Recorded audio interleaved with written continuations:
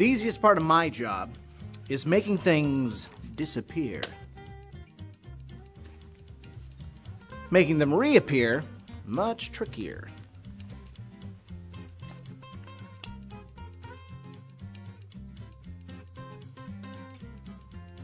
Not even close.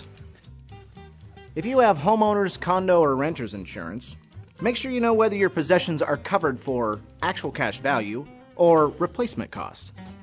What's the difference? Actual cash value is basically what you could sell the item for today.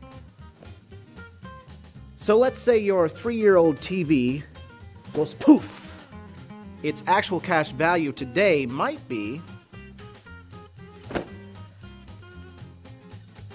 not even close. But if you had it insured for replacement cost, much better.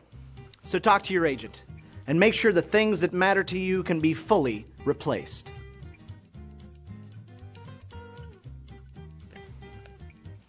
Nothing to it.